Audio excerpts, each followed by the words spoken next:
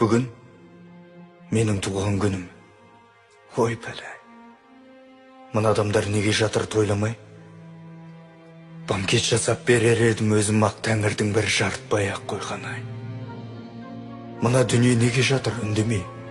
Алаулатып тойдың шоғын үрлемей, құшақ-құшақ гүл шоқтарын лақтырып, мынау шапан, мынау атың міндемей. Мына жұртқа жақпадым әлденем, босқа өмір сүргім бе әлдемен.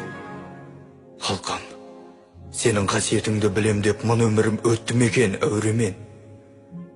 Айтамын деп қуанышың, мұңыңды басқа арнаға бұрдым бәлде жырымда.